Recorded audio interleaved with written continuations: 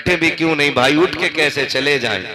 हम तो इतना जानते हैं, अगर अजमेर वाले के बैठाए हुए ऊंट उठ के नहीं जाते हैं तो मदीने वाले के बैठाए हुए गुलाम उठ के कैसे जा सकते हैं, है ना। इश्क तेरे सदके जलने से छुटे सस्ते, जो आग बुझा देगी वो आग लगाई, है ना। कई मेरे भाई दूर दराज से चल करके आए नौजवान, इन्होंने ये महफिल सजाई, देहरादून कहां कहां से ये चल के आए हैं ताकि हुजूर की महफिल आबाद रहे। मैं आपके जहन में ये बात डाल दूं और आपको बता दूं, जलसा ये सुबह से शाम तक में नहीं होता है। ये मत सोचना कि एक दिन पहले पिंडाल लगा और एक दिन बाद उखड़ जाएगा। मौलवी 1 घंटे के लिए आया चला जाएगा, बस जलसे की उम्र 24 घंटे है। नहीं, जलसे की मेहनत तब से शुरू हो जाती है जब से तारीख मुतय्यन हो जाती है। तारीख लिए हुए ना 4-5 महीने हो गए इस जलसे की तारीख नवाब भाई ने लिखाई थी, और ये कह के लिखाई थी बड़े अच्छे लोग हैं, एक बार आओगे तो याद रखोगे। मैंने कहा फिर तो कोई खास बात होगी, हिंदुस्तान घूम लिया, ऐसे बहुत कम लोग हैं जो याद में रहते हैं। मैं खुल के ये बात कह रहा हूं, बहुत कम लोग हैं, 2 ही लोग याद रहते हैं, या तो बहुत अच्छा करने वाले याद रहते हैं या फिर बहुत बुरा करने वाले याद रहा करते हैं। सही कह रहा हूं ना? या तो बहुत अच्छा करने वाले याद रहते हैं या बहुत बुरा करने वाले याद रह जाते हैं। मिसाल के तौर पे समझे, अबू बकर ने बहुत अच्छा किया, इसलिए जमाने को सिद्दीक के नाम से याद है। हाँ, और अबू जहल ने बहुत बुरा किया, इसलिए पूरी दुनिया को दुश्मने मुस्तफा के नाम से याद है। या तो बहुत बुरा करने वाले याद रह जाते हैं या बहुत अच्छा करने वाले याद रह जाते हैं।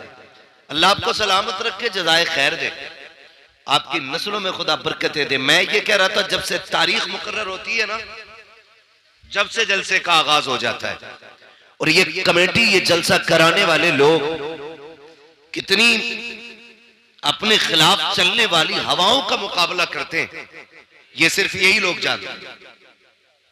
बड़ा बड़ा अक्लमंद भी बैठा है, 10 रुपए नहीं देगा नवाब भाई और हिसाब लेगा 3 साल का, है ना। 3 साल का हिसाब लेता है। बोले भाई 3 साल पहले तक का हिसाब तो तब हम 10 रुपए देंगे। जेब में रख अपने 10 रुपए को, तेरे जैसे कंजूसों को, दीन को तेरे जैसे कंजूसों की जरूरत नहीं। अगर तेरे पास जलसे में देने का पैसा नहीं है ना, तख्ती लगा के मर जाना, ये कौम तेरा कफन भी दे सकती है। सीधी सी बात। 10 रुपए दे के 3 साल का हिसाब मांगा। मैं नौजवानों से गुजारिश करूंगा, मैं एक बात कहता हूं, दीन या तो दरसगाह से फैलता है, हसन भाई, या तो दीन दरसगाह से फैलता है या खानकाह से फैलता है, या फिर इस तरह की हुजूर की जिक्र की महफिलों से दीन फैलता है। समझ गए मेरी बात। मदरसे की उम्र आमतौर पे जो हम समझते हैं, हालांकि इल्म सीखने की कोई उम्र, कोई कैद नहीं। मेरे नबी ने तो ये फरमाया कि मां की गोद से लेकर के कब्र तक इल्म सीखो, ये उम्र है। लेकिन होता क्या है, अक्सर 15 साल 20 साल हम मदरसे में जाने की उम्र समझते हैं। जब ये उम्र गुजर जाती है तो फिर सोचते हैं मदरसे जाने की उम्र खत्म। फिर कई चीजें होती हैं। हमारे साथ भी कई बच्चे मदरसे पढ़ने आए थे, लेकिन किसी को भूख ने रोक दिया, किसी को जरूरतों ने रोक दिया, किसी को घर के खर्चे ने आगे नहीं बढ़ने दिया, किसी को बाप की कमजोरी ने बैठा दिया। कितनी मुश्किलें होती हैं कि बच्चे पढ़ने चाहते हैं लेकिन हालात आगे नहीं बढ़ने देते। मैं बच्चों को मशवरा दूंगा, अगर सर पे हाथ रखने वाला बाप मौजूद है और आगे सफर करने के रास्ते आसान हैं तो फिर पीछे मुड़ के नहीं देखना है, फिर आगे बढ़ते जाना है। और इतना पढ़ना है, इतना पढ़ना है कि हक लेने के लिए भीख न मांगनी पड़े। तेरी तहरीर, तेरी सराहत और तेरी काबिलियत ये कह दे कि इस कुर्सी पे अगर हक चलेगा तो सिर्फ काबिलों का चलेगा, जाहिलों का नहीं। ये सबसे ज्यादा जरूरी काम। ये सबसे ज्यादा जरूरी काम है। अल्लाह माफ फरमाए, हमारी कौम जमींदार बहुत है क्या नहीं? जमींदार बहुत है, इतने जमींदार है कहने कोई जरूरत नहीं पड़ने की। 10 बीघे अल्लाह कुरैत की जिंदगी गुजार लेगा। यही कह रहे हैं, हमारे तुर्कों के हालात तो यही है। और जिनकी रोडों पे आ गई कसम से फटे जा रहे हैं। अब अल्लाह खुल के गुंडागर्दी कर रहा, क्योंकि अब केस में लगाने के लिए भी पैसा खूब है। 2 करोड़ रुपए बीघा मिला। ये सोच के ना हम बिगड़ रहे हैं। याद रखिए, अरबों खरबों की ताकत एक तरफ और तन्हा गरीब के कलम की ताकत एक तरफ। आप इस चीज को समझ लें सर, कलम सबसे ज्यादा अहम है। कलम को कभी दौलत भी नहीं खरीद पाती है, और कलम चाहे तो सेकंडों में दौलत को मिट्टी बना देता है। कलम असल है, पैसा असल नहीं। आप तालीम पे ध्यान दें, पढ़े आप। तो मैं ये बात दर्ज कर रहा था, कंजूसी की भी हद नहीं।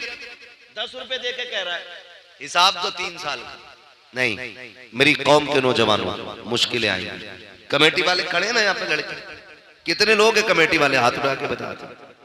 सारे कमेटी वाले मेरे सामने खड़े, कुछ सो भी गए होंगे ना माशाल्लाह जाके।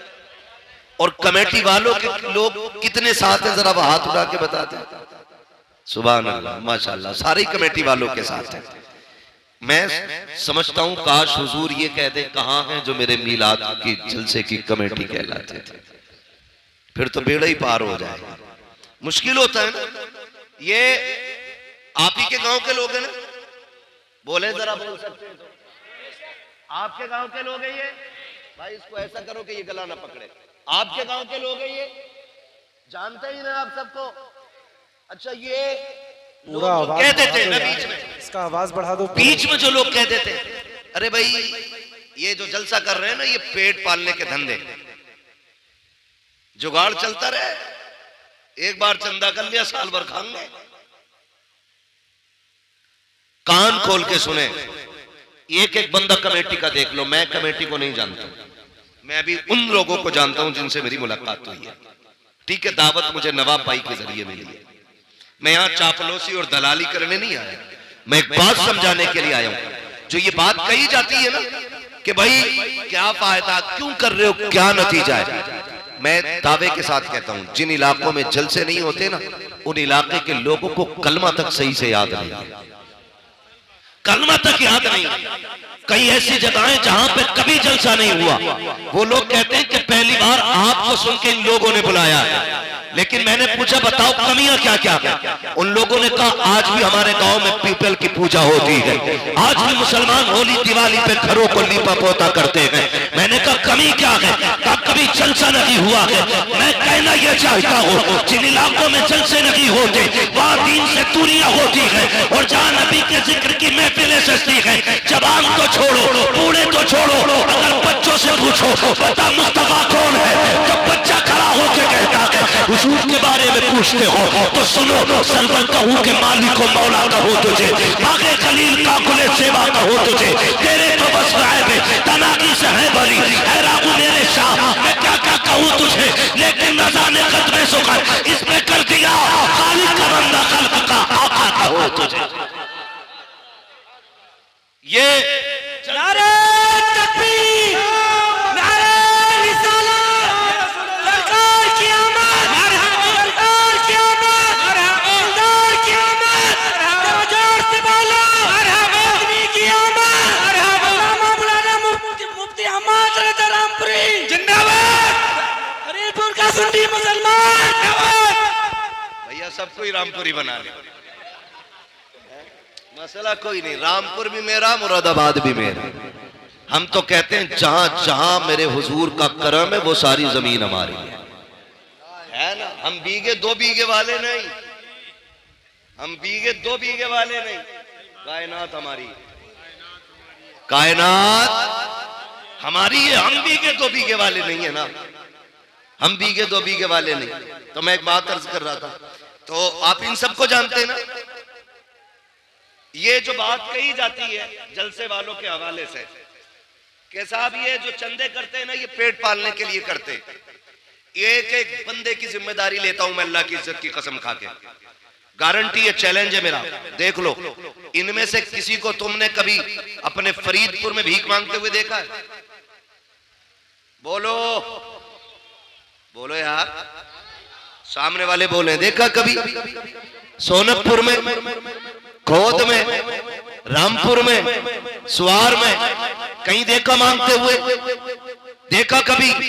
कभी इनमें से कोई ये कह के गया हो मेरी बीवी की दवा के लिए पैसे नहीं है, 500 रुपए दे दो, बच्चे को पिज्जा बर्गर खिलाना है, 100 रुपए दे दो? इन्होंने कभी किसी के दरवाजे पे जा करके अपनी बीवी बच्चे के लिए भीख मांगी हो? एक बंदा बता दे मुझे कोई खड़े हो करके कभी रुपए भर का सवाल इन्होंने किया हो?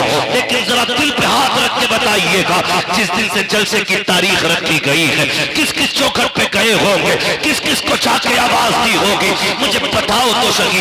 इन्हीं जलसे वालों से पूछो, बताओ तुमने बच्चों के लिए सवाल किया कि नहीं?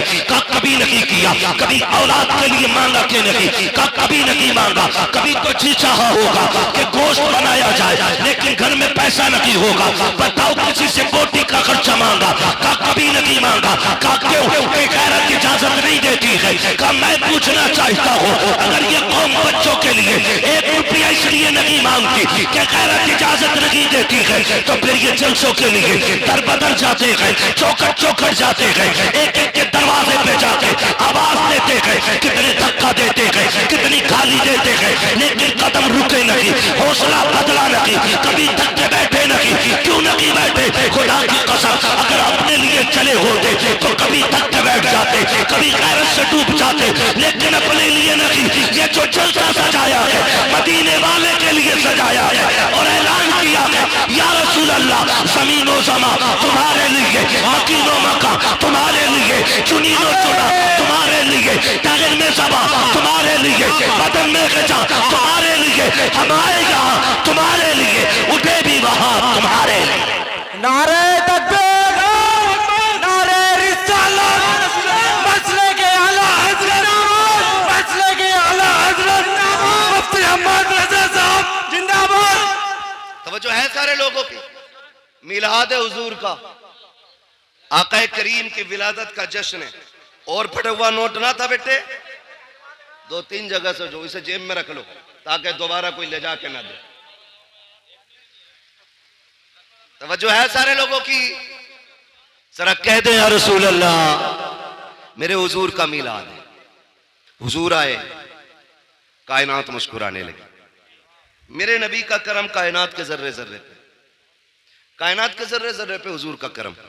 मैं बिना किसी कैद के और पाबंदी के एक बात कहता हूं, पूरी दुनिया के हर शख्स को अपने घर के दरवाजे पे हुजूर की आमद का झंडा जरूर लगाना चाहिए,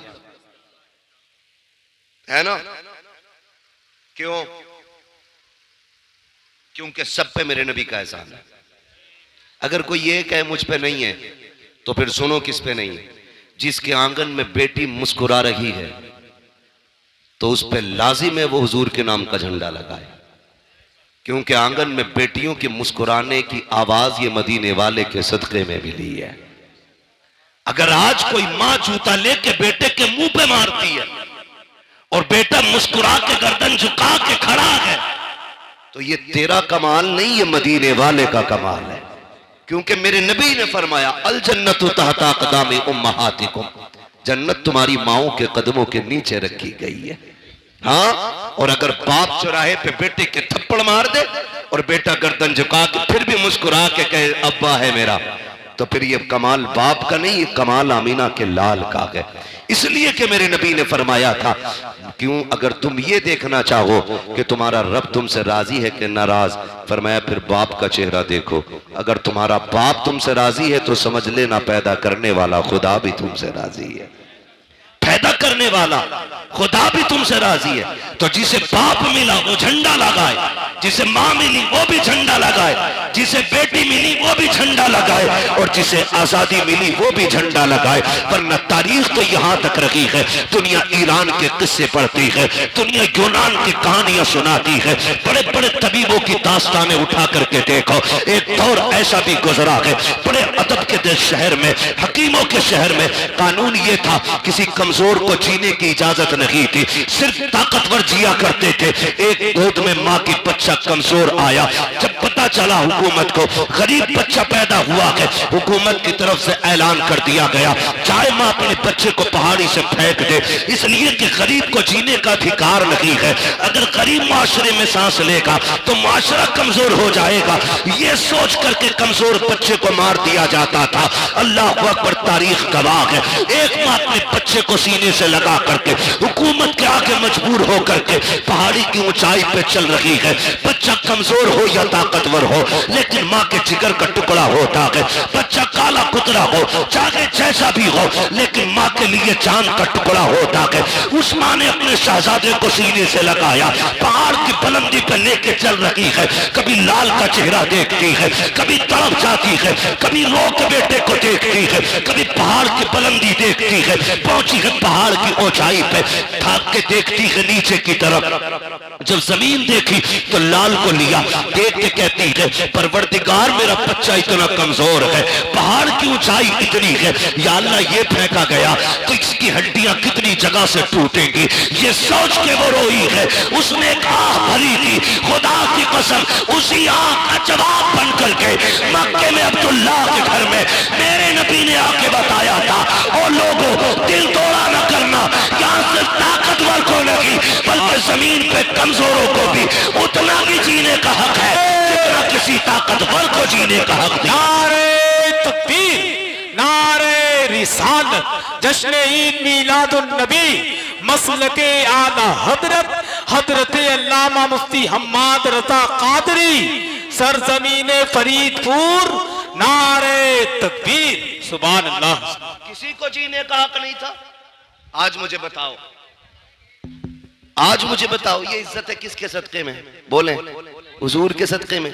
मेरे आका ने आते ही सबसे पहला मक्के शरीफ में इंसानियत का वो सबक पढ़ाया कि जिसकी मिसाल नजर नहीं आती। तवज्जो है ना? बर्दाश्त करें, बातें मेरी बड़ी कड़वी आने वाली है। मैं आईना को दिखाऊंगा दाग चेहरे के, जिसे खराब लगे सामने से हट जाए। बातें कड़वी करने लगा हूं। अभी नवाब भाई ने भी पढ़ा और हसन भाई ने भी काफी शेर सुनाए होंगे बेटियों के हवाले से। बेटियां मारी नहीं जाएंगी। हुजूर आ गए। सिर्फ एक सवाल रुक के पूछना चाहता हूं, हुजूर के दौर में पैदा होने के बाद बेटी मारी जाती थी, हुजूर से पहले? आज पैदा होने से पहले ही बेटी मार दी जाती है। आज पैदा होने से पहले की बेटी मार दी जाती है। पहले लोग दामाद बनाना पसंद नहीं करते थे, आज बहू बना के बेटी मार दी जाती है। किस दौर में जी रहे हम? ये सबक था मेरे नबी का। डॉक्टर इकबाल ने कहा था, यूं तो सैयद भी हो, मिर्जा भी हो, अफगान भी हो, तुम सभी कुछ हो, बताओ कि मुसलमान भी हो। क्या आज बेटियां नहीं मारी जा रही? आए दिन अखबार में देखो, जहेज के लिए गला घोट दिया, गाड़ी के लिए आग लगा दी बेटी में। क्यों? क्या ये किसी के जिगर का टुकड़ा नहीं? आज बेटियां सामान की तरह बेची जा रही हैं। हम मुसलमान हैं। एक दिन मुसलमानों के हालात देखे मैंने। पहले जो अंग्रेजों में और मगरिबी तहजीब में जो चलन था ना, लड़की लड़का एक जगह बैठ करके अंगूठी पहनाते थे। गैरत का जनाजा निकल गया हमारी। आज कलमा पढ़ने वालों में ये चलन आ गया है, एक ही स्टेज पे एक ही मंच पर दुल्हा भी होता है, दुल्हन भी होती है। इंगेजमेंट का वो बेगैरती वाला नाच नाचा जाता है कि लड़का लड़के को अंगूठी पहनाता है, लड़की लड़के को अंगूठी पहना रही है। कहां चली गई हमारी हया, कहां मर गया जाके आंखों का पानी। ये दिन देखने बाकी थे उम्मत को। एक तरफ खजा के अंदर बेटियां बुर्का पहन करके सो रही है कि अगर हमारे ऊपर बिल्डिंग गिर भी जाए, लोग हमारी लाशें निकालने आए तो हमारा बदन बेपर्दा नहीं होना चाहिए। वो नकाब में खजा के अंदर मलबे से तभी निकलती है और हिंदुस्तान पे ऐश की सांस लेने वाली मेरी कौम की बेटियां बेगैरती का जनाजा इतनी तेजी से गैरत का जनाजा निकाल रही है, अंगूठी मर्दों के सामने पहना रही है। और यार किधर चली गई हमारी गैरत। मैं पूछना चाहता हूँ, आका करीम तशरीफ लाए, बेटियों को इज्जत मेरे नबी ने बख्शी है। मुझे बताओ तो सही, हमने मुआशरे को कितना बचाया है। कितनी आसानी से कह देते हैं मौलाना 7 उम्रें करके आया हूं, मैंने 8 उम्रें कर लिए हैं। क्या नतीजा है इस उम्रों से? अगर तेरी बेटी मंच में बैठ करके गैरों के सामने अंगूठी पहनाए, इसे गैरत कहते हो, इसे तरक्की कहते हो? मैं तो ये कहता हूं वो अंधेरा की भला था कि कदम राह पे थे, रोशनी लाई है मंजिल से बहुत दूर हमें। रोना नहीं चाहिए आज हमें, रोना नहीं चाहिए। बात उलमा की आती, कहते मौलवी पुरानी बात पीट रहा। याद रखिएगा, हम पुरानी करते हैं लेकिन इतनी भी नहीं कि जो चले ना। हम जो बात करते हैं ना, ये वो बात है जो खुदा की कसम यहां भी चलेगी, मरने के बाद वहां भी चलेगी।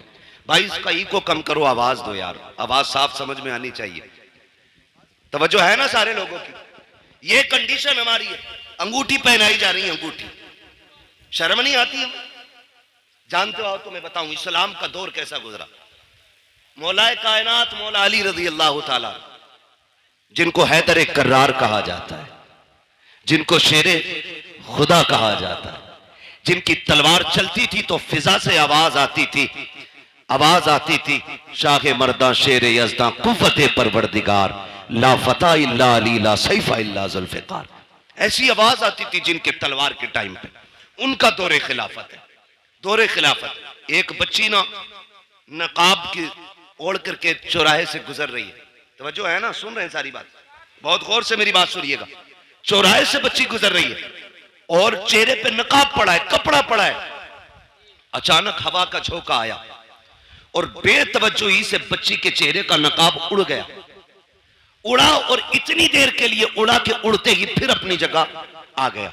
उसी बीच एक नौजवान की नजर उसकी आंखों पे पड़ गई। आंखों की खूबसूरती देखी दीवाना हो गया। लेकिन वो बिगड़े हुए नहीं थे, मैं ये भी बता दूं, वो ऐसे नहीं थे कि रात के 3-3 बजे 2-2 घंटे नाली पे बैठ के मोबाइल से बात कर रहे। अच्छा खासा पढ़ा लिखा इंसान हो के 3 घंटे नाली पे बैठ के मच्छर मारता, 3-3 घंटे। और फिर कह रहे अब्बा रिश्ता तेरी मर्जी से नहीं अपनी से करूंगा। क्यों? कि तुम्हें नहीं पता औरत कैसी होनी चाहिए। अबे जानवर, जिसकी जिंदगी 40 साल एक औरत के साथ गुजर गई, उसे नहीं पता बीवी कैसी होनी चाहिए? तो 3 घंटे नाली पे बैठ के बात करके आया है और तुझे पता है औरत कैसी अच्छी होती है। ये कंडीशन हमारी कौम की। तो चेहरे पे नजर पड़ी ना, जैसी नजर पड़ी देखा तो कुछ और नहीं, एक बूढ़ी औरत को बुलाया, कहा अम्मा, कहा हाँ, कहा फला जो बच्ची है ना उसके लिए मेरी शादी का पैगाम ले जा। क्या कहा? क्या ले जाना है? शादी का पैगाम ले जा। जब इतनी बात कही ना, बुढ़िया ने कहा क्यों? कहा अम्मा बात यह है कि वो रास्ते से गुजर रही थी, मेरी नजर उसकी नजरों पे पड़ गई और मैं उसकी आंखों पे फिदा हो गया, मुझे उससे निकाह करना है। जब वो बूढ़ी पैगाम लेके आई ना और बच्ची से कहा बेटी एक नौजवान है, वो तुम्हारी आंखों पे फिदा हो गया है, तुमसे निकाह करना चाहता है। बच्ची ने कहा माँ उसने मेरी आंखें कहां देखी? उसने कहा उसने बताया कि तुम चौराहे से गुजर के जा रही थी तो उसकी नकाब पलटी, हवा से तुम्हारी नकाब उड़ी और उस जवान की आंखें तुम्हारी आंखों से टकराई कहा बस वो आंखें देख के फिदा हो गया। बच्ची ने जानते हो क्या कहा? उसने ये नहीं कहा चलो एक फॉलोवर बढ़ गया, हाँ उसने नहीं कहा कि मेरा एक चाहने वाला बढ़ गया। कहा अम्मा ठहर अभी आती हूं। अंदर गई, चाकू लिया, तबाक लिया, दोनों आंखें निकाली, तबाक में रखी, कपड़ा डाला, कहा मां ये लेके चली जा। बेटी इसमें क्या है? कहा इसमें मेरी आंखें हैं। कहा क्यों? कहा ये आंखें उस जवान को जाके दे जिसका दिल इन आंखों पे आ गया है। इतना सुना, बच्ची के जो आंखों से खून, चेहरा लहूलुहान। बूढ़ी तड़प गई, बेटी ये क्या कर दिया? मैं तो निकाह का पैगाम लेके आई थी। उसने कहा माँ जैसी तूने बताया ना करके मेरी आंखों पे उस गैर महरम की आंखों का निशाना पड़ गया था, उसने मेरी आंखें देखी हैं। मैं ये सोच के गैरत से पानी पानी हो रही थी, अगर कयामत में खातूने जन्नत ने मुझसे ये पूछ लिया कि किन आंखों से मेरे पास आई है, जिस आंखों पे एक मर्द की नजरें पड़ गई थी, अम्मा मैं क्या जवाब दूंगी? ये आंखें लेके चली जा, आंखें उसे मुबारक हो, खातूने जन्नत की मोहब्बत मुझ कलीफ को मुबारक। नारे तकबीर, नारे रिसालत, जश्न ईद मीलादुन नबी, पैगाम मजहब इस्लाम, मसलके आला हजरत हजरत अल्लामा मुफ्ती हम्माद रजा मुरादाबादी, सरजमीन फरीदपुर। नारे तकबीर, सुभान अल्लाह। तवज्जो है ना सारे लोगों की? ओ भाई ये कंडीशन, एक दौर हमारा है सभी गुजरा है। आज ना अपनी बेटी खड़ी है, तमाशा बना के तुमने खड़ा किया उसे, तमाशा बना के, और कह रहे जी मौलाना चुप रहो, अब जदीद दौर है, न्यू जनरेशन है, ये जो कर रही है भाई अभी से नहीं रोका जा सकता। मैंने कहा तुम नहीं जानते हो, जो हुजूर के हो जाते हैं वो किसी दौर की तरफ नहीं, मदीने वाले मुस्तफा की डोर की तरफ देखा करते हैं। सीधी सी बात, सीधी सी बात। ये हालात हमने बनाए तो रिश्ते हो रहे हैं, उसके अलावा नुकसानात आप देखें, बुरा ना मानिए। मेरा नबी बेटियों का बोझ बढ़ाने नहीं, बोझ घटाने आया है। बोझ घटाने के लिए मेरा नबी आया। आज कितना बड़ा बोझ हमने बना दिया। बच्चियां जवान होती हैं ना, बाप के सर पे सफेदी आने लगती है, इसलिए नहीं कि वो बच्ची नहीं पाल सकता। जो बाप 18 बच्चे पाल सकता है उससे 2 बेटियों की रोटी नहीं कमेगी? कमा सकता है ना, फिर भी सफेदी क्यों आ गई? उसे ये फिक्र खा जाती है, खुदा जाने मेरे दरवाजे पे मेरी बेटी का हाथ थामने कौन आएगा। आज रोड पे निकलो लड़के लड़के, मार्केट में जाओ लड़के लड़के, एयरपोर्ट पे जाओ लड़के लड़के, बस स्टैंड में, ट्रेन में लड़के लड़के, लेकिन एक बहन का रिश्ता करने के लिए निकलो ना तो लगता है दुनिया खाली हो गई है। एक सही रिश्ता तलाश करने में बाप और भाई की चूतियां टूट जाती हैं। क्या लड़के मर गए?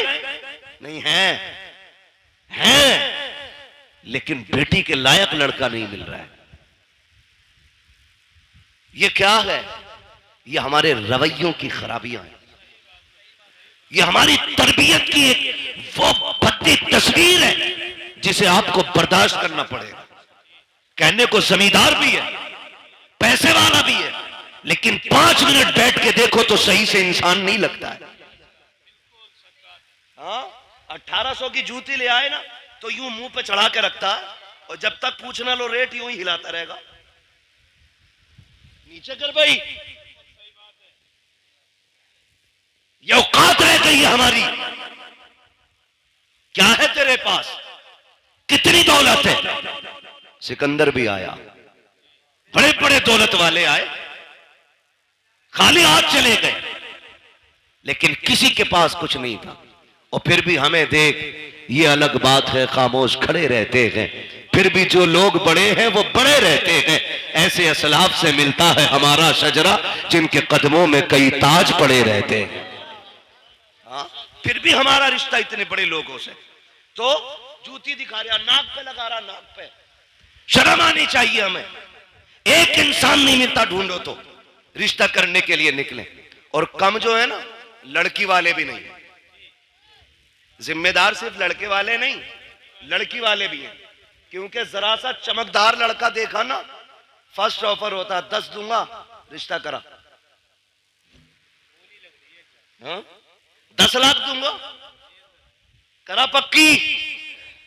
तो ये जो मिडलर होते हैं ना, मिडलर, अल्लाह का खौफ खाना, दोनों तरफ का हिसाब दोगे, कर्रे कूटे जाओगे। हाँ, झूठ ना बोला करो। अगर हाँ मिडलर वही बिचौलिया, बिचौलिया समझ रहे ना, बिचौलिया जो दोनों तरफ से इधर का पैगाम उधर, उधर का इधर करता। इसका काम यह था इधर का पैगाम उधर पहुंचाना, इधर की उधर लगाना नहीं। लड़की वाले ने अगर कह दिया ना रिश्ता कराओ 10 दूंगा, कह रहे अरे यार 10 दे रहे, 15 तो वहां से मिल रहे, लबारे बेच रहा। गलत नहीं कह रहा हूं, कह रहा 10 दे रहे, 12 वहां से मिल रहे, 15 वहां से मिलने। गैरत आनी चाहिए। मुझे तो कभी कभी हैरत होती है, जब तक रिश्ता नहीं होता अब्बा भी चौक में बैठ के कहता है मेरे लल्ला की 70,000 कमाई है, 80,000 कमाई है। जब उसी लल्ला के सर पे चेहरा बन जाता है, 8 दिन के बाद बुला के कहता मौलाना तावीज तो दे दो। क्या हो गया? जब से घुसाए घर से निकल नहीं रहा है, 1 रुपया कमा के हमें नहीं देता। मैंने कहा चचा बताना, अभी 7 दिन पहले तो कह रहा था 80,000 कमाता है। का मौलाना तुम नहीं समझोगे, रिश्ता नहीं हो रहा था तो 80,000 कमाए, 80,000 बता रहा था। मैंने कहा रिश्ता करने के लिए नहीं, तूने डाका डालने के लिए 80 बताए थे, किसी का घर लूटने के लिए 80 बताए थे। तो ये जो बिचौलिया होते हैं, तुम्हें खुदा का वास्ता झूठ बोल के रिश्ता ना कराना। ऐसे रिश्ते कराओ कि जिन रिश्तों को तुम जोड़ दो आखिरी सांस तक जुड़े रखे। खुदा की कसम, जोड़े भी दुआएं देंगे, उनकी आने वाली नस्लें भी तुम्हें दुआएं देंगे। नारे तकबीर, नारे रिसालत, सरकार की आमद, मरहबा, सरकार की आमद, मरहबा, मक्की की आमद, मरहबा, मदनी की आमद, मरहबा, नारे तकबीर। अल्लाहू अकबर। 15 मिनट बचे, इसे नारों में लगा दो या तकरीर में लगा दो। खैरियत है सारे? चलूं आगे, जरा कह दे या रसूल अल्लाह और जोर से। कुर्बान जाए तुम्हारी जवानी के कसम से, है ना? पबजी कितने लोग खेलते हैं? हाथ नहीं उठवाऊंगा। कई तो पागल हो चुके और कई पागल होने बाकी है। जहां देखो वहीं पे इश्क के बीमार बैठे हैं, हजारों मर चुके और सैकड़ों तैयार बैठे हैं, है ना? मेरे बच्चों कान खोल के सुनो, जो आज पबजी खेलेंगे कल भीख मांगेंगे। ये लिखो, तावीज बना के जेब में रख लो।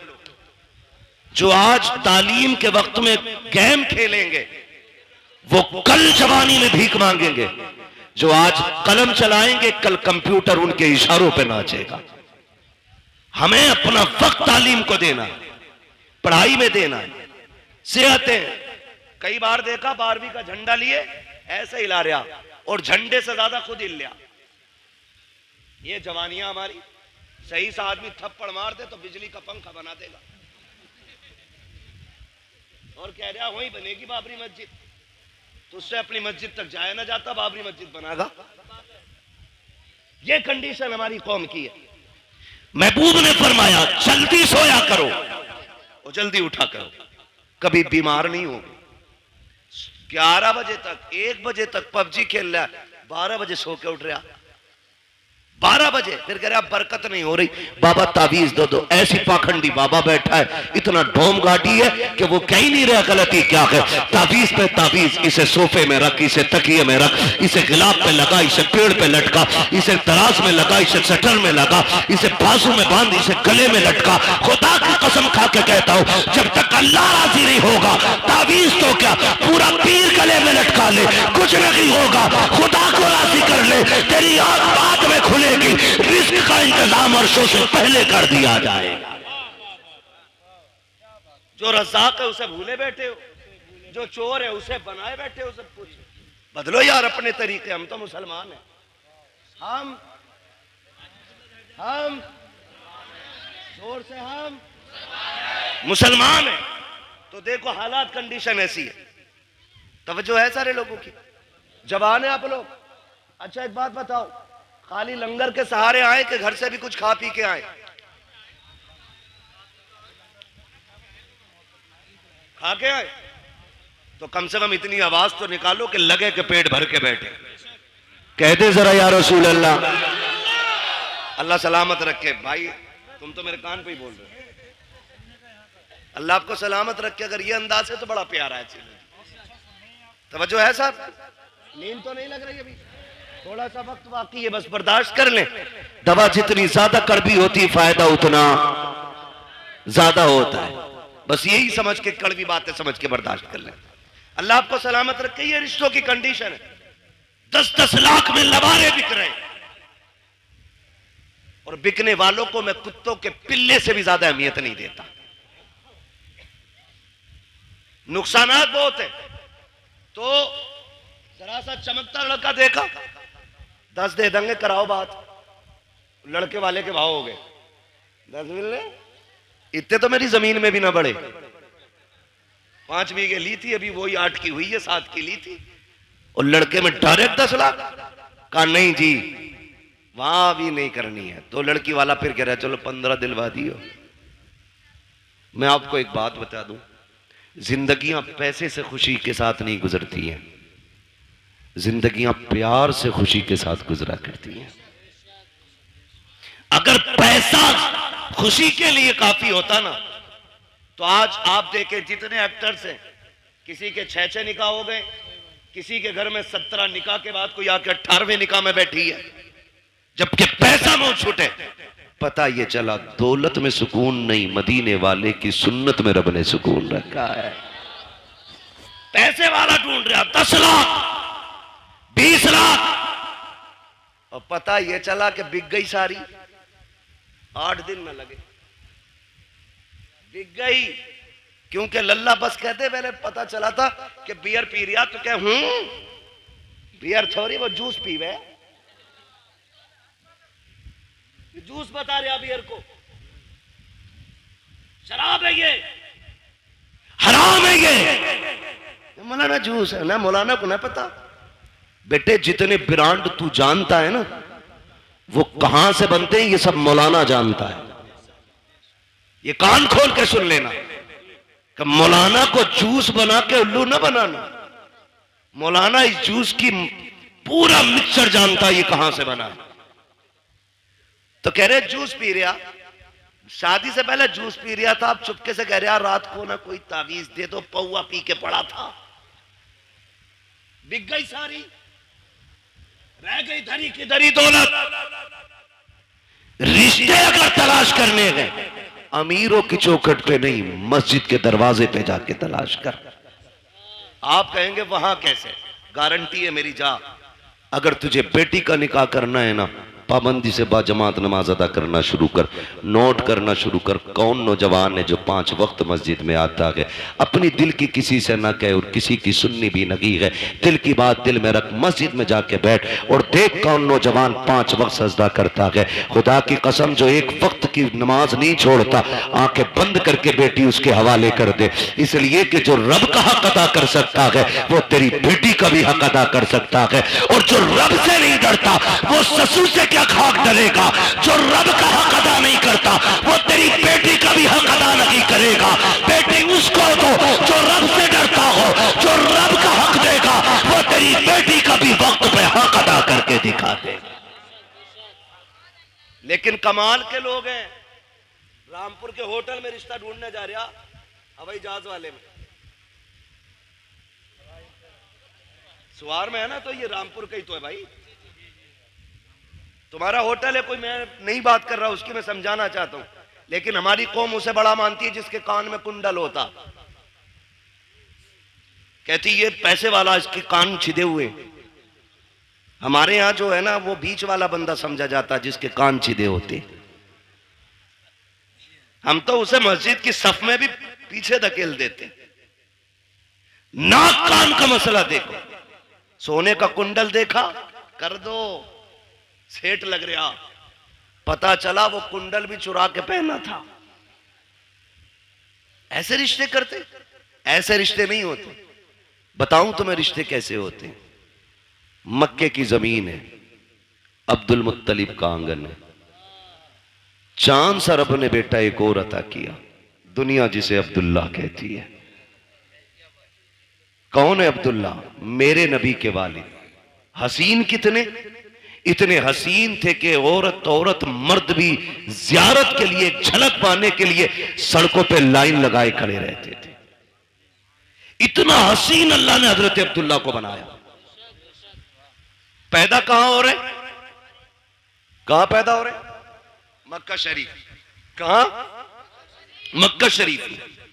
और इतने खूबसूरत और खूबसीरत थे कि हजरत अब्दुल मुत्तलिब टेंशन में रहते थे कि इसके लिए इसके जोड़ की बच्ची कहां मिलेगी। मगर जोड़े रब बनाता है, जोड़े रब बनाता है। अब्दुल्ला मक्के में पैदा हुए तो आमिना मदीने में पैदा हो गई है। हुजूर की अम्मी मदीने में पैदा हुई। ना हजरत अब्दुल्ला के हुस्न का जवाब, ना हजरत आमिना के हुस्न का जवाब। सीरत में यह भी बेमिसाल, सीरत में वो भी बेमिसाल, सूरत इनकी भी बेमिसाल है, सूरत उनकी भी बेमिसाल है।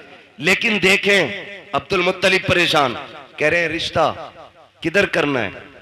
काबा शरीफ के हरम में लेटे, आंख लगी, ख्वाब में नूरानी चेहरे वाले आए और कहा अब्दुल मुत्तलिब क्या सोच रहे हो? का बेटा है, जोड़ नहीं मिला पा रहा हूं। फरमाया परेशान ना हो, सुबह उठना, मदीने जाना, वहाब बिन मुनब्बा की बेटी का हाथ मांग लेना, रब ने उस आमिना को तेरे अब्दुल्ला के लिए बनाया है। जब उन्होंने ये बात कह दी ना, आप फरमाने लगे आप हैं कौन? कहने लगे मुझे नहीं पहचाना, मुझे जद्दुल अंबिया इब्राहिम खलीलुल्लाह कहा जाता है। ये भी बता दूं, रिश्ते जितने ज्यादा अच्छे होते हैं बिचौलिया उतना ज्यादा अच्छा होता है। समझ गए ना? चोरों के बिचौलिए चोर ही बनते, ख्याल रखिएगा, समझा रहा हूं कुछ मैं। आया तो इब्राहिम खलीलुल्लाह, जाना सुबह उठना और जाके उनकी बेटी का हाथ मांग लो। आप उठे, मदीना शरीफ पहुंचे। कौन है? अब्दुल मुत्तलिब। किसी मोहल्ले के जिम्मेदार नहीं, कोई क्या बोलते हैं अध्यक्ष नहीं, चेयरमैन नहीं, काबे के मुतवल्ली हैं, खानदान कुरैश के सरदार हैं। पावर इतनी है कि अबरहा भी आता है ना हाथी की फौज लेके तो नजरें झुका के बात करता है, इतनी पावर वाला। बेटों को लिया, सुने देखो रिश्ते कैसे होते हैं। बेटों को लिया, मदीना शरीफ आ गए। वहाब बिन मुनब्बा की चौखट है, जबकि वहाब बिन मुनब्बा भी सरदार है, लेकिन इतने बड़े नहीं थे वो छोटे सरदार। आके ना आवाज आई, कौन? का अना अब्दुल मुत्तलिब। इतना सुना ना माथे पे पसीना आ गया वहाब बिन मुनब्बा के। इतना बड़ा सरदार मेरे दरवाजे पे। दरवाजा खोला, देखा तो देखते रह गए। आपने कहा वहाब बिन मुनब्बा क्या देख रहे हो? कहा मैं ये देख रहा हूं मेरा नसीब मक्के का सरदार, खानदान कुरैश का पावरफुल सरदार मेरी चौखट पे। कहा जी। का तशरीफ लाइए। 3 दिन तक मेहमान नवाजी की। 3 दिन के बाद कहते हैं सरकार बताए ना कैसे आना हुआ था। अब जरा गौर से सुनना प्यारे, रब ने जिन्हें बेटे दिए हैं बहुत गौर से मेरी बात सुनिएगा। मक्के का सरदार है, पावरफुल है, ताकत वाला है। आपने अपनी चादर की झोली बनाई, बनाने के बाद वहाब के सामने फैलाई। कहा था वहाब बिन मुनब्बा। कहा जी। कहा अपनी बेटी आमिना भीख में दे करके मेरी इज्जत में 4 चांद लगा दीजिए। देखो बेटियां इस तरह मांगी जाती हैं, बेटियों को इस तरह भीख में लिया जाता है। कितना सीना ठोक के कहते हो 10 देगा तो बारात लेके आऊंगा, 15 देगा तो बारात लेके आऊंगा। बारात को कोरमा मिलेगा तब आएंगे। बोटी होनी चाहिए, हड्डी नहीं होनी चाहिए। तेरे बाप ने कमा के नहीं रखा है जो तू बेटी के घर पे सैकड़ों को ले जाके हराम के लुक में तोला करता है। उसके बाद बाजू चढ़ा के मेरी कौम के बाप इतने खतरनाक होते हैं। पूछते गए कि बराती से पता नमक कम तो नहीं है, नमक ज्यादा तो नहीं है, ये पूछ करके क्या साबित करना चाहते हो? शरीयत में बारात का तसव्वुर भी नहीं है और ये खाना लड़की के बाप पे आपके लिए लाजिम भी नहीं है। दबाव दे करके खाना खाते हैं हम लोग, जुल्म करते हैं बेटी वाले पर और उसके बाद कहते हो कि अगर खाना अच्छा मिलेगा तो बारात आएगी। गैरत कर देख तो सही बेटियां कैसे मांगी जाती है। बाप बिन मुनब्बा के आगे अब्दुल मुत्तलिब ने झोली फैलाई है और कहा था अपनी बेटी दे करके हमारी इज्जत में 4 चांद लगा दो। कहते परेशान क्यों होते हैं? सुनो अब्दुल मुत्तलिब, आमिना आज भी तुम्हारी है, कल भी तुम्हारी थी और कल भी तुम्हारी रहेगी।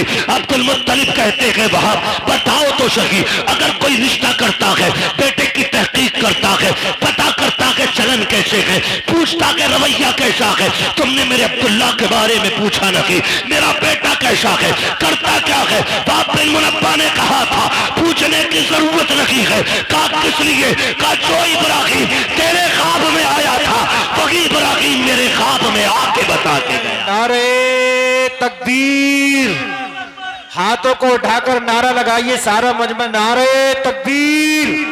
सारे लोग हाथों को उठाकर लगाए नारे तकबीर, नारे रिसालत, नारे रिसालत। मसलके आला हजरत, मसलके आला हजरत मुफ्ती हम्माद साहिब क़िबला, मुफ्ती हम्माद साहिब क़िबला।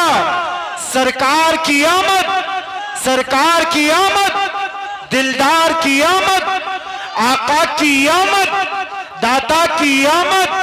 फरीदपुर के सुन्नी जिंदा दिल मुसलमान, नारे तकबीर, नारे रिसालत। वाह बहुत अच्छा। बताओ ना, हमने कितने दुख कम किए बेटियों के यार, कितने दुख कम किए बेटियों के। आज बेटियां रोती नहीं है, आज भी बेटियां रोती हैं। जब शाम को थका हारा बाप मजदूरी करके घर आता है ना और बेटी आगे रोटी रखती है तो हाथ कांपते हैं उसके, इसलिए कि वो बाप का उतरा हुआ चेहरा नहीं देख पाती।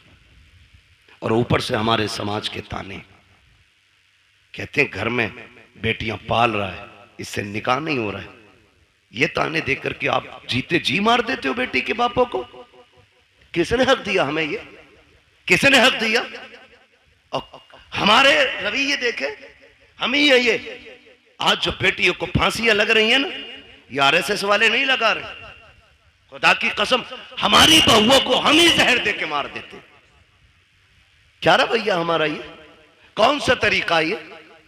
कब बदलेंगे हम? एक बाप बेटी का रिश्ता करने के लिए 3-3 बार 10-10 हजार का कर्जा लेके देखने वालों का पेट भराता है और ये नाक तक खा के जाके कहते हैं बेटी पसंद नहीं आई हमें। वो बेगैरत जब पसंद नहीं थी तो गरीब बाप का खर्चा क्यों कराया? मर जाता ना खाता तो। समाज की मुश्किलों को आसान करो, यही 12वीं वाले का पैगाम है, यही 12वीं वाले का पैगाम है। लेकिन बढ़ाते जा रहे हैं, बढ़ाते जा रहे हैं। खत्म करें ये रस्म साहिब, खत्म करें। चौक में, मंडी में, रोड पे जहेज रखा जाता है, उस वक्त तक गाड़ी में नहीं भरा जाएगा जब तक पूरे बस्ती को नुमाइश नहीं करा दी जाएगी। दिल पे हाथ रख के बता, आज मेरी बेटी है, कल तेरे आगे भी बेटी होगी। आज मैं चौक में रख के जहेज दिखा रहा हूं, दुनिया के सामने ला के रख देता हूं, लोग तमाशाई बन के देखते हैं। तुम क्या सोच के दिखाते हो? गांव वालों को पता चल जाए मैंने क्या क्या दिया है? नहीं यार, तुमने तो दुनिया की सारी चीजें दे दी, क्योंकि रब ने तुम्हें दौलत से नवाजा था, तुम्हें पैसा दिया था, तुमने एक एक चीज ला के बहन बेटी के जहेज में रख दी। लेकिन तुम्हें नहीं पता उस जहेज को देखने के लिए सिर्फ अमीरों की बच्चियां तो नहीं आती हैं, ठेला चलाने वालों की भी बच्चियां आती हैं, खुरपा चलाने वालों की बच्चियां आती हैं, खेत काटने वालों की बच्चियां भी आती हैं, मजदूरी करके बच्चे पालने वालों की भी बच्चियां आती हैं। जब तुम्हारी बेटी के जहेज में रखा हुआ 40 हजार का फ्रिज देखती होगी तो पता गरीब की बेटी के जिगर पे क्या गुजरता होगा। जब वो चीमते तवे से लेकर के कढ़ाई मशीन तक देखती होगी, मुझे पता मजदूर की बेटी के दिल पे क्या गुजरती होगी। तुम तो ये सोचते हो हमने जहेज इसलिए लगाया ताकि दुनिया 4 दिन तक बातें करे। खुदा की कसम, तेरी 4 दिन की ये बातें कहीं गरीब की आंख बन के तेरी खुशियों को डहना ले। ऐसा ना हो कहीं तेरे घर की खुशियों को आग ना लग जाए। जरूरी नहीं है जहेज रोड पे रखा जाए, दुनिया की दौलत उठा के दे, लेकिन तमाशा ना बना, मुट्ठी बंद करके दे दे। जो ले रहा है वो भी तेरा है, जो दे रहा है वो भी तेरा है। इसलिए गरीब को ना दिखा, मुट्ठी बंद करके दे ताकि तेरी भी राजी रखे और गरीब मजदूर की बेटी भी बाप के आंगन में राजी रहे। लेकिन हमने तमाशे बनाए, हमने नुमाइश बनाई और इस नुमाइश ने बेटियां हमारे सर पे बोझ बना दी। गलत नहीं कह रहा हूं, इस नुमाइश ने बेटियां बोझ बनाई, इस दिखावे ने मार डाला। अभी कुछ दिन पहले की बात, हम 2 बारातें थी। कितनी बारातें थी? एक बारात में हम भी थे और एक दूसरी बारात कहीं से आई थी। जाना एक ही घर पे था, एक ही घर पे दोनों बारातें आई। जो दूसरी बारात आई ना, दूल्हा ने बदतमीजी शुरू कर दी और इतनी बदतमीजी हुई कि निकाह नहीं हुआ। एक बहन का निकाह हो जाता है, दूसरी का नहीं हुआ। मुझे एक बात बताओ, कहने को तो आसान है बारात लौट गई, लेकिन मुझे कोई बताएगा जो बिजलियां उस बेटी के दिल पे गिरी होंगी जिसके हाथों पे निकाह के लिए मेहंदी लगी हो, जो सुर्ख जोड़ा बैठ करके पहन के तैयार बैठी हो कि कोई आएगा जिंदगी भर का वादा करके आज लेके चला जाएगा। जब उसको पता चला होगा कि बारात वापस जा चली गई है, तो कोई उसके दर्द का अंदाजा लगा सकता है? मुझे लगता है खुदा की कसम जो दर्द का झटका उसको लगा होगा, अगर समंदर में डाल दिया जाए ना उस दर्द का एक हिस्सा, तो समंदर भी सूख करके एक कोयला बन जाता। मगर मेरी कौम, हमने अभी तमाशे बंद नहीं किए हैं, अभी हमें गैरत नहीं चढ़ रही है। बदले ये रवैये, निकाह इतने आसान कर दो कि बेटियां रोए ना, कलमा पढ़े और कहे एहसान रब का हुजूर की उम्मत में पैदा किया गया है। इतने आसान निकाह कर दो, इतना आसान कर दो निकाह। अल्लाह आपको सलामत रखे। मेरे भाई, ये मुश्किलें जो आई हैं ना बेटियों पे, इसे खत्म करने की कोशिश करेंगे इंशाल्लाह, करेंगे इंशाल्लाह। जो रिश्ता करने जा रहे हैं ना, ये भी 3-3 गाड़ी भर के लेके जा रहे हैं। देखने के लिए 10-12 लोग जा रहे हैं और एक झटके में तो मुंह दिखाई होती भी नहीं है। 8 लोग आए, देख के चले गए, फिर फोन की घंटी बजी। अब क्या रह गया ना, बुआ ने न देखा अभी, ला भाई बुआ भी ला, वो भी यतीम है। बुआ देख के गई, कह रहे हमारी वो जो है ना तेरी चचेरी मुमानिया, वो भी आएंगी, क्यों उन्हें भी हराम के खाने की आदत है ना, वो भी आएंगी देखने के लिए। ओ भाई बंद करो ये, लड़के के घर वाले देख ले, बहन मां देख ले, खाला फूफी सारी चली आ रही है ठलवी, कोई काम ही नहीं है। बंद करो ये तमाशे, निकाह इतना आसान कर दो कि बाप बेटी को बोझ ना समझे। करेंगे इंशाल्लाह ऐसा, वादा करें इंशाल्लाह ऐसी करेंगे। कितने लोग 10 लाख लेंगे जहेज में? हाथ उठा के बताते। कोई बात नहीं मेरे बच्चे, बात समझी नहीं उस बच्चे ने, इसलिए जल्दी में हाथ उठा दिया। डिमांड करेंगे। एक सबसे बड़ा नुकसान बता दूं, टाइम मेरा ओवर चल रहा है, लेकिन मैं फिर भी एक नुकसान बता दूं। जो लोग ना डिमांड रखते हैं, जब उनकी बहुएं घर में आ जाती हैं ना, तो फिर वो ससुर को अब्बा नहीं कहती हैं, सास को अम्मा नहीं कहती हैं, और शोहर को शोहर नहीं कहती हैं। क्या कहती हैं? सास को बुढ़िया, शोहर को, वो ससुर को डाकू और शोहर को नौकर कहती है। इसलिए कि रिश्ता नहीं हुआ, उनके बाप ने गुड्डा खरीदा है। मालूम है तेवर क्या होते हैं अब्बा के? 1 रुपया भी कम हुआ बारात लौट जाएगी। तो जो 1 रुपया वो बाप लेके आता है ना, गोलक तोड़ के, नसीब फोड़ के, जैसे भी लाता है, वो बच्ची को याद रहता है। फिर वो तुमसे 1-1 रुपए का हिसाब लेती है, फिर जीभ निकाल देती है इतनी, फिर कह रहा अब्बा नहीं कह रही, क्यों तूने कौन सा बेटी वाला रवैया अख्तियार किया उसके लिए? कल तू उसे सर पे हाथ रख के लाता, जैसे मेरे नबी का उमर लेके आया था, हजरत उमर फारूक आज़म। आज ना 10-10 लाख रुपए लेकर के तोलता फिर रहा, और फिर वो नहीं कह रही अब्बा, वो कह रही बुड्ढे को चाय दे दो। क्यों कह ये कह रहा मैडम जरा पानी लाना, तो कहती खुद भर के ला। 10 लाख दिए मेरे अब्बा ने। सबके आगे शेर बनेगा, फिर नोरा फिर रहा बीवी के आगे। ये 10 लाख की मार है जो लंगूर बना दिया इसकी शिकल को। ऐसे रिश्ते नहीं होते। हजरत उमर फारूक आज़म रात को टहल रहे अपनी मिल्कियत में, और ये देख रहे हैं कोई गरीब परेशान तो नहीं है, ये सोच करके टहल रहे ताकि कोई दुखी ना हो। जब एक गली से गुजरे ना, तो एक घर से बेटे एक घर से आवाज आ रही थी, बेटी दूध में पानी मिला दे। बच्ची ने कहा अम्मा उम्र का दौर है। अम्मा ने कहा क्या हो गया, उम्र थोड़ी देख रहे। कहा अम्मा उम्र तो नहीं देख रहा, लेकिन उम्र का खुदा देख रहा है। उम्र का खुदा देख रहा है, लगा दे पानी दूध में। उसने कहा नहीं, मैं अपने रब के सामने चोरी नहीं कर सकती। हजरत उमर ने सुना, घर आ गए, गुलाम को भेजा, सुबह पता करो कौन है ये लोग।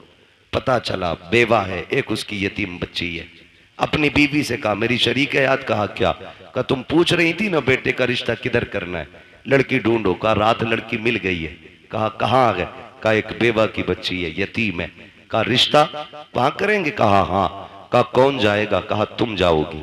हाथ पकड़ा बीबी का, चल दिए। सुबह में दिन का उजाला है, बीवी से कहते जा रहे हैं शरीके हयात सुनो, अंदर जाके ये मत बताना कि तुम अमीरुल मोमिनीन की बीवी हो, तुम्हारा शौहर आदि दुनिया का बादशाह है, ये नहीं कहना है। चुप जाकर के इज्जत से बेटी मांगनी है, इज्जत से बेटी मांगनी है।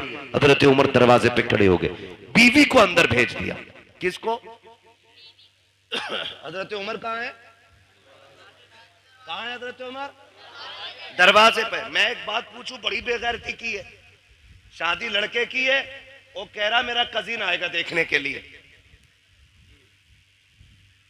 बीवी हमारी बनेगी। और भेज रहे कजिन को, यार तुझे पसंद है तो मेरी पसंद है। अरे बेगैरत तो आग लगे तेरी पसंद को, शर्म नहीं आती? कजिन को भेज रहा, उमर को देख, बेटे के लिए बेटी देखने आए, खुद दरवाजे के बाहर खड़े। बीवी से कह रहे हैं जा जाके बात कर और बताना मत मैं कौन हूं। अल्लाह अकबर। बीवी अंदर गई, जाके बैठ गई, सलाम किया। खातून ने पूछा कौन हो, क्यों आई हो? कहा एक जरूरत आपके दरवाजे तक ले आई है। कहा मुझ गरीब के दरवाजे से कौन सी जरूरत पूरी होगी? कहा एक बहुत अहम चीज आपसे लेने आए हैं। कहा गरीब लोग हैं साहिब, क्या अहम चीज हमारे पास होगी? आपने कहा ये जो आपकी बेटी है ना, ये हमारे घर की दुल्हन बना दो, हमें इसका हाथ हमारे हाथ में दे दो, हम इसे अपने घर की बहू बनाना चाहते हैं। इतना सुना ना, मां ने भी तड़प के कहा खातून चुप कर, मेरी बेटी यतीम जरूर है, मैं बेवा जरूर हूं, लेकिन अभी इतने भी गए गुजरे लोग नहीं है हम कि बिना पूछे पछे किसी के भी हाथ में बेटी का हाथ दे दे। बता तू है कौन, कहां की रहने वाली है, हमारी बेटी का हाथ मांग रही है। यतीम समझ के हल्के में ना लेना, अभी मां जिंदा है, बताना तू है कौन। हजरत उमर की बीवी बात छुपा रही है, बताना नहीं चाहती है कौन है, किसकी बीवी है, किसके लिए हाथ मांगा जा रहा है। फिर जब मजबूर किया, कहा ऐसे हम किसी के हाथ में बेटी का हाथ नहीं देंगे, कम से कम पता तो होना चाहिए कौन लोग हैं सामने वाले। फिर डरते डरते कहती है सुनो, मैं उमर इब्न खत्ताब की बीवी हूं, जिसके लिए मैं हाथ मांग रही हूं वो उमर खत्ताब का बेटा है। अल्लाह अकबर। इतना सुना है, जैसी इतनी बात सुनी है औरत का तेवर बदल जाता है। कहती किस उमर की बात कर रही हो? कहीं वही तो उमर नहीं है जो हमारा अमीरुल मोमिनीन है, कहीं उसी की बात तो नहीं करती हो जो आगे दुनिया का बादशाह है। बीवी ने गर्दन झुका के कहा माफ करना, मेरे सरताज ने मना किया था कि आपको ना बताओ, लेकिन बता रही हो। हाँ, उसी उमर के बेटे के लिए आपकी बेटी का हाथ मांगने आई हो। कहती चल दिखा तो सही, कहाँ है तेरा उमर? का वो दरवाजे के बाहर खड़ा है। अल्लाह अकबर। इतना सुना, बाहर जब औरत आई है, हजरत उमर दीवार से लगे हैं, हाथ उठे हैं, आंख में आंसू है। कहते हैं मालिक उमर को खाली ना लौटाना, आज उमर की इज्जत रख लेना, आज उमर की लाज बचा लेना, मालिक मुझे खाली ना लौटाना। ये रोते जा रहे हैं, कहते जा रहे हैं। औरत ने आके कहा था उमर क्या तू अमीरुल मोमिनीन है? कहा हाँ। काम तुम्हें बेटी नहीं दे सकते। कहा किस लिए? कहा था दुनिया के बादशाह का बेटा और इधर यतीम की बेटी, बताओ निभाओ कैसे होगा? हजरत उमर ने कहा था ये न देख कि ये किसका बेटा है और बच्ची कौन है, ये देख तू भी नबी का कलमा पढ़ती है, हम भी नबी का कलमा पढ़ते हैं। अल्लाह अकबर। इस शर्त पे रिश्ता हो गया, दुल्हन आ गई घर। सुनो भाई, 2 लाख के चक्कर में बेटे की लाश बेचने वालों, मैं तो लाश ही बेचना कहूंगा उसको। 10-10 लाख में बेटे बेच देते हो। सुनो, दावे के साथ कहता हूं, ये बेटे वाले जो 10 लाख बेटी ब्याहने के लेते हैं ना, अगर बेटियां कीमत लिया करती तो ये आधे बच्चे कुआरे मार देते।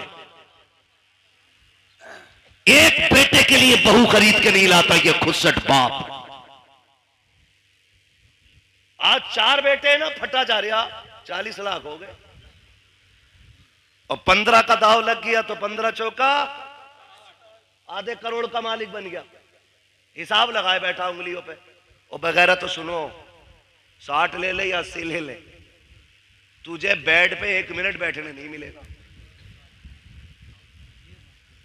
जिसकी पिलाई नापता फिर रहा ना क्या इंच है, उस पे तू बैठ नहीं सकता एक दिन भी। तेरे हिस्से में अगर आया तो ससुराल से मिला हुआ हुक्का ही आगा जो तेरे फेफड़े खराब करेगा।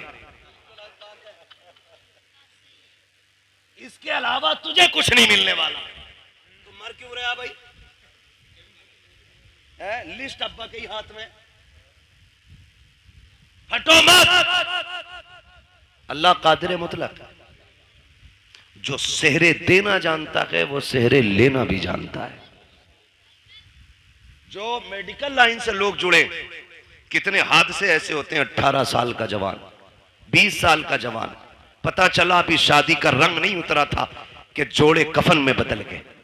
कुछ नहीं पता मौत का। मत इतराओ इतने। 10-10 लाख में बेचने की जरूरत नहीं।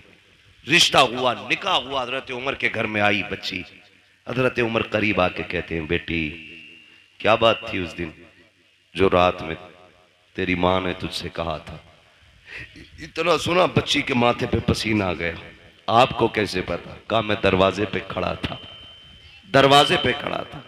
कहा जनाब बात ये थी कि मेरी माँ कह रही थी दूध में पानी मिला। मैंने कहा उमर का दौर है। उसने ये कहा कि उमर देख थोड़ी रहा है। फिर मैंने ये कहा उमर नहीं देख रहा तो उमर का खुदा तो देख रहा है। हजरत उमर रो दिए और हाथ पकड़ा बच्ची का। कहने लगे बेटी बता मैं कौन हूं? बच्ची ने कहा आप मेरे चाचा लगते हो।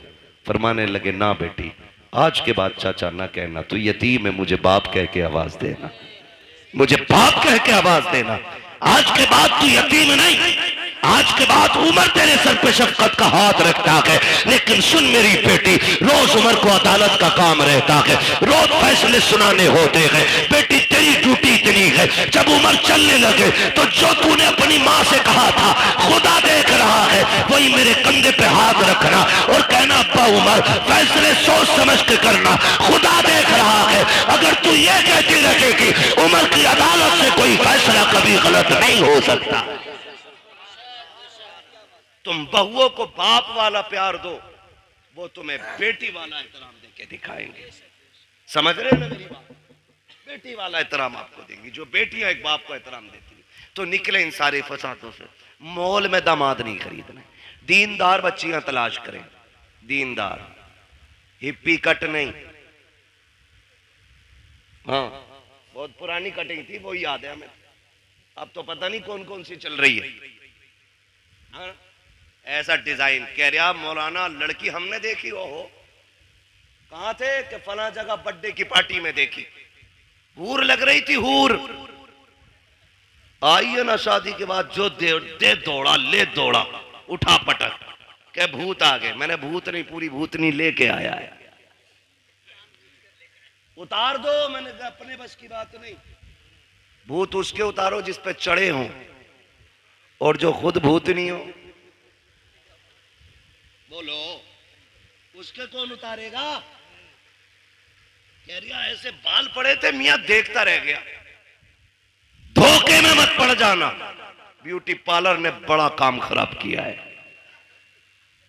ऐसे रंग बिरंगी मुंह बना देते, ऐसा लगता है कभी कभी के आटे के बोरे से निकल के आई है। और कैमरा ऐसा ऐसा फिल्टर मार रहा, कलुआ भी कभी भूरा हो गया। ये कंडीशन है। फोटो भेज दिया, कलुआ का फोटो आया, पूरा मोहल्ला देख रहा, दामाद बड़ा गोरा है। और फिर इतना घना सेहरा बनवाया कि कुछ टिप ही नहीं रहा था उसमें। और जब चौथी में आए दामाद तो फिर ढूंढ रहे थे सब, दामाद नहीं आया। यही तो है। मुंह कैसा? काबिल मस्जिद गए थे, वुजू किया तो मुंह धुल गया। तो ये कंडीशन, ये हालात है। बेटी दीनदार तलाश करो, ये भी हैरत की बात है ना, कह रहे IAS चाहिए, IPS चाहिए, BOMS चाहिए, LLB चाहिए। भाई तालीम अच्छी बात है। वो कहा था ना, गालिबन हफीज जालंधरी ने कहा था कि तालीम औरतों की जरूरी तो है मगर खातून खाना हो वो सबा की परी ना हो। तालीम जरूरी है लेकिन हया के दायरे में रहे, शरीयत की हदों को पामाल न करे। बेटी दीनदार ढूंढो, फिर देखो अल्लाह कितनी बरकतें अता फरमाता है। वरना गलत नहीं कह रहा हूं, सच्ची बात है ये। भाई आपकी वजह से ये कुर्बानी पेश कर रहा हूं, एयरपोर्ट का अल्लाह मालिक है, सच्ची बात है। जो जहेज में कुरान आता पूरी जिंदगी जुजदान में रहता है। वो बल्कि सास कहती है ना पहले ही 3 रखे, इसे मस्जिद में दिया। टीवी अपने कमरे में, LCD अपने कमरे में, LED अपने कमरे में, फ्रिज संभाल के रखिए टूट ना जाए, वॉशिंग मशीन स्क्रैच ना जाए। बुढ़िया खड़े होकर ऑर्डर जारी कर रही है, आया ना कुरान, कहती लल्ला इसमें क्या, इसमें क्या, कि अम्मा कुरान है। ए लल्ला 4 तो पहले से घर में रखे थे, ये भी ले आए, इसे मस्जिद पहुंचा दो। अगर ये कंडीशन घरों की हो जाए ना, फिर पूछना मत कयामत कब आ रही है।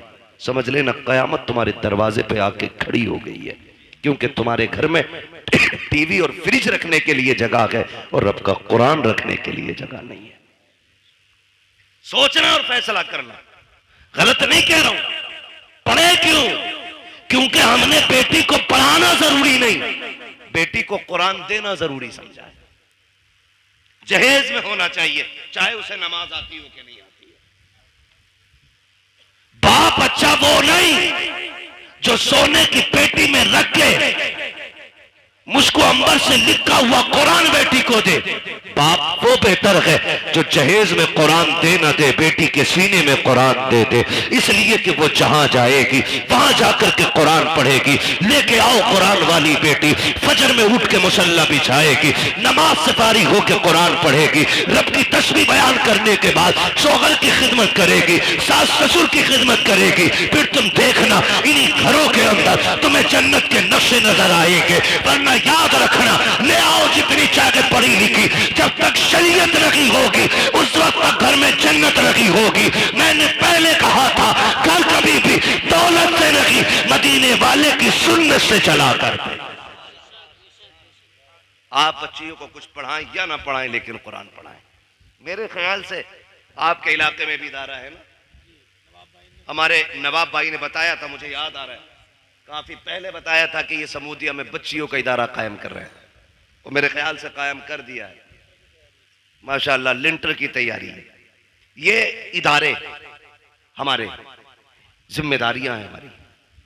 इन्हीं इदारों के जरिए इंशाअल्लाह हमारी बेटियां कनीज़े फातिमा ज़हरा बनेंगी, कनीज़े फातिमा ज़हरा बनेंगी इन इदारों के जरिए बेटियां। मैं आपको एक बात बता दूं, बेटे बुरा ना माने, क्योंकि मैं भी अपने अब्बा का बेटा हूं। वो ये ना समझे कि बेटों को बड़ा खुल के बुरा कह रहा है, ये सच्ची बात है। बेटे को ना कितने कुरान पढ़ा लो, वो जब भी पढ़ेगा ना हस्बे जरूरत पढ़ेगा और बंद करके यूं रख देगा। लेकिन अगर आपने बेटी को कुरान पढ़ाया है ना, वो जब भी कुरान पढ़ेगी ना, उसे कुरान के सफात में बाप का चेहरा दिखाई देगा। बाप का इंतकाल हुए अगर 15 साल भी बीत गए होंगे ना, तो वो 15 साल के बाद कुरान बंद करके हाथ उठा के कहेगी, अल्लाह जो आयतें, जो रुकू, जो पारे, जो मैंने लाइनें पढ़ी है ना, इसका सवाब मेरे बूढ़े बाप की कब्र में अता फरमा दे। खुदा की कसम, ये बेटियां इतनी गैरत वाली होती हैं, जो भी तुम इन पे एहसान कर दो ये सर पे नहीं रखती हैं, ये एहसान का बदला दिया करती हैं, बदला दिया करती हैं। इसलिए बेटियों को पढ़ाओ। आज ना सबसे ज्यादा बड़ा निशाना हमारे इदारे, हमारी मस्जिदें, हमारी खानकाहें, हमारे जलसे सिर्फ इसलिए है कि इनसे इस्लाम का परचम हिंदुस्तान में बुलंद है। दुनिया मिटाने पे लगी है, कागज चेक करते हैं, रजिस्ट्रेशन में कमी हो, बैनामे में कमी हो, बिल्डोजर जाके चला दे। इतनी मजबूती से काम करो कि दुश्मनों के दांत कट्टे हो जाएं और तुम्हारी की हुई मेहनत ये बताए, यही है आरज़ू तालीम कुरान हो जाए, हर एक परचम से ऊंचा परचम इस्लाम हो जाए। इतनी जम के मेहनत हमें करनी है और हम अपनी कौम को इदारे देंगे, तालीम के मरकज देंगे। लिंटर पढ़ा के नहीं, अभी नहीं पढ़ा ना, तो उम्मीद है इंशाअल्लाह आप लोगों का साथ रहेगा इंशाअल्लाह। बोले जोर से इंशाअल्लाह। हाँ, वरना याद रखना, वही नेकी है जो अपने हाथ से कर जाओ, वही नेकी है जो अपने हाथ से कर जाओ। हम जो कमाते हैं ना, वो अपने लिए नहीं, दूसरों के लिए कमाते हैं। हम तो कुछ दिन उस दौलत पे चौकीदार बन के रहते थे, मरेंगे लल्ला मौज करेगा। अपने हाथ से कर जाओ। किसी के बेटे ने बाप के नाम पे सोने के सिक्के नहीं दिए मस्जिद में। हमने अमीरों के बेटे भी देखे, गरीबों के भी देखे, जबकि गरीब बाप का बेटा जिसे दौलत नहीं, बाप विरसे में कुरान दे के गया था, कम से कम वो कब्र पे जाके कुरान तो पढ़ के सुना देता है। लेकिन अमीर के बच्चे को उतनी भी फुर्सत नहीं कि वो जाके बाप की कब्र पे कुरान भी पढ़ सके। ओ मेरे भाई, अपने जीते जीतने काम कर जाओ। कब्रिस्तान जाते हो? सर हिलाओ भाई, जाते हो कुरान कब्रिस्तान? माशाल्लाह, जो लोग समझ गए उन्होंने हाथ उठा दी। समझदार हो गए ना, अल्लाह सबको सलामत रखे। और फिर फरीदपुर के लोग समझदार ना होते तो जलसा ही क्यों करते? सबसे बड़ी पहचान समझदारी की तो हुजूर की मिलाद सजाना है ना। तवज्जो है ना? कब्रिस्तान जाते, कब्रें सारी सलामत हैं, कुछ बैठ भी गई हैं।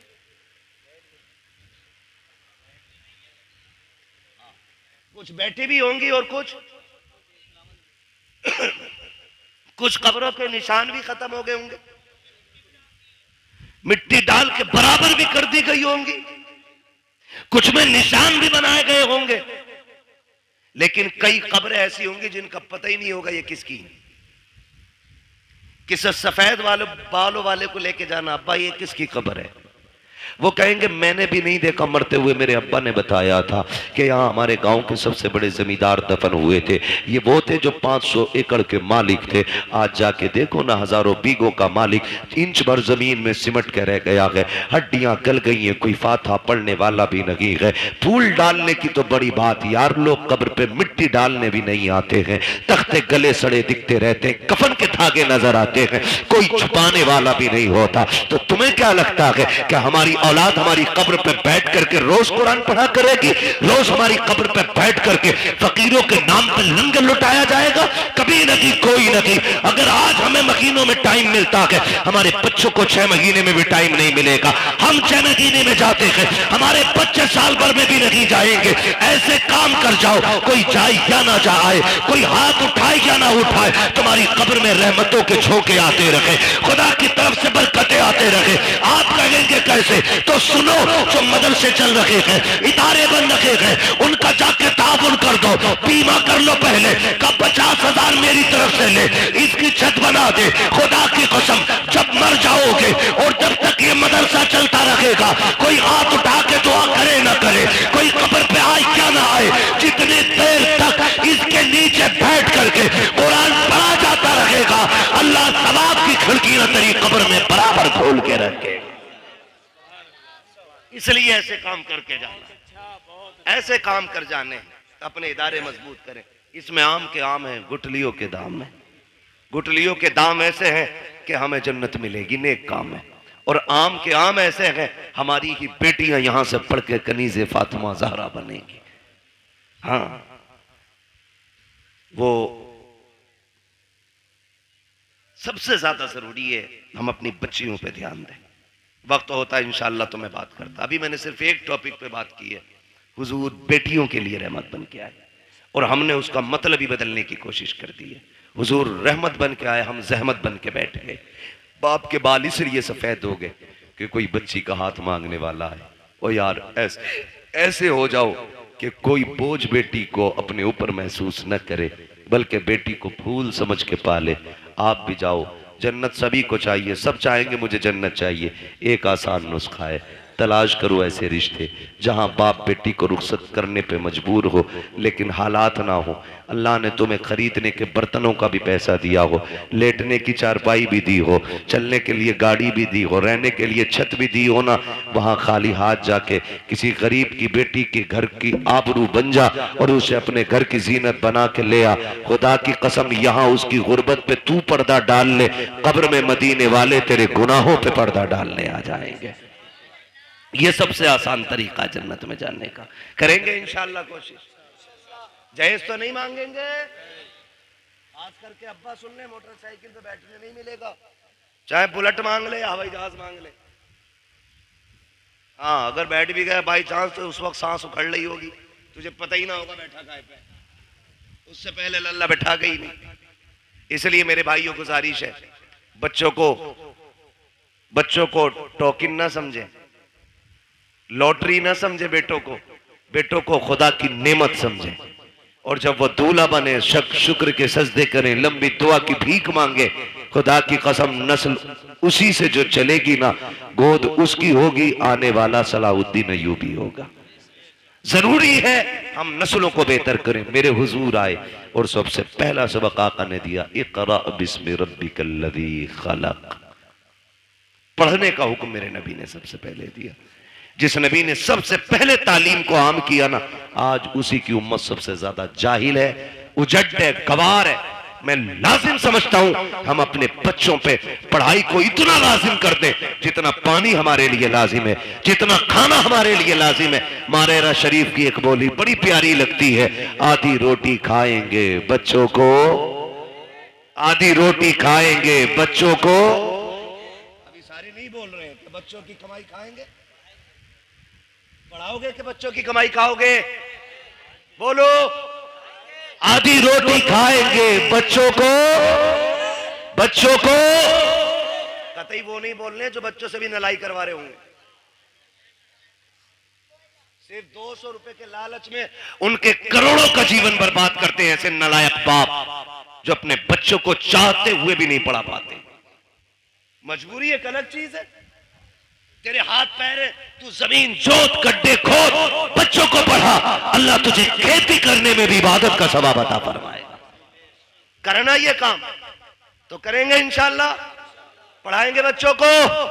आधी रोटी खाएंगे, लड्डू ही खा लो या नारे ही लगा लो, मिलने की देर हो रही है, खाने में देर नहीं है ना। बस हो गया भाई, तकरीर मुकम्मल हो गई है। बस मैं आखिरी वादा ले रहा हूं, पढ़ाई की तरफ तवज्जो करेंगे इंशाअल्लाह, सारे वादा करें इंशाअल्लाह। पढ़ाएंगे बच्चों को, आधी रोटी खाएंगे, मिलाद में आएंगे, मुंह भर के लड्डू। हाँ, यही मसला सही है। अल्लाह आपको सलामत रखे। ये जो खा रहे हो ना, ये भी हुजूर का सदका है। ये जिस भाई की तरफ से अल्लाह उसे बरकतें दे। और हम सुन्नियों का तो नजरिया ये है ना, खाते हैं तेरे दर का, पीते हैं तेरे दर का, पानी है तेरा पानी, दाना है तेरा। और हम बरेली वाले तो और भी बढ़ के कहते हैं, तेरे टुकड़ों पे पले, गैर की ठोकर पे न डाल, झड़कियां खाएं कहां छोड़ के, सदका तेरा। अल्लाह करे ये जो बात मैंने आपसे कही है, खुदा करे इन बातों पे हम अमल की कोशिश करें। लाजिम ये है निकाह आसान करें। जो पैसा ना हम बच्चियों की शादी में लगा रहे हैं ना, इस पैसे को उन्हीं बच्चियों की तालीम में लगाइए, तालीम में लगाइए। घुटनों के बल आएंगे लड़के वाले रिश्ता मांगने के लिए। अगर आपने 10 लाख बच्ची की तालीम पे लगा दिया ना, तो ये घुटनों के बल आएंगे बेटी मांगने के लिए। लेकिन आप गलत करते हैं ना, वो जो तालीम पे लगना था वो जहेज पे लगा रहे हैं। ये मत कीजिए, ये तालीम पे लगाइए आप और बच्चों को कामयाब बनाइए।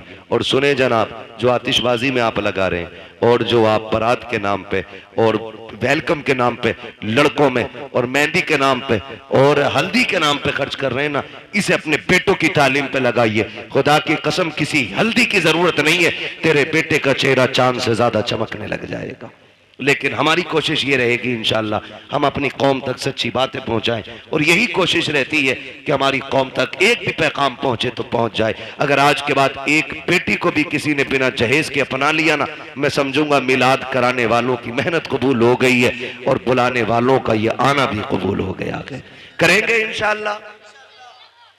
अगर बेटी वाला अपनी मर्जी से कुछ दे रहा तो दे, लेकिन हम दबाव प्रेशर नहीं करेंगे ना भाई। बस एक बात याद रखना, जिसने बेटी दे दी उसने सब कुछ दे दिया, अब और कुछ नहीं चाहिए। फरमाया गया वह मस्साइल फला तनहर, महबूब तेरी चौखट से कोई खाली नहीं जाना चाहिए। अभी मैंने इस आयत के ज़िम्न में कोई बात भी नहीं की। अभी तो यूं समझे तमहीद थी, यहाँ तक पहुंचे, तकरीर का आगाज होना था। इंशाअल्लाह उल अजीज कभी वक्त रहेगा ना तो कभी फिर बात हो जाएगी। 1.5 घंटा मुकम्मल हो गया है, बस जो हुए गलत उनको माफ़ फरमाए रब्बे कायनात। जिंदगी ने दिया साथ, फिर होगी मुलाकात। चमन रहा फूल खिलेंगे, जिंदगी रही फिर मिलेंगे। मुसाफिर हैं हम भी, मुसाफिर हो तुम भी, किसी मोड़ पर फिर मुलाकात होगी। फकीरान आए सदा कर चले, सदा खुश रहो ये दुआ कर चले। सारे लोग कलमा शरीफ पढ़ लीजिए, ला इलाहा, और जोर से ला इलाहा, और जोर से ला इलाहा इल्लल्लाहु मुहम्मदुर रसूलुल्लाह। अस्तगफिरुल्लाह।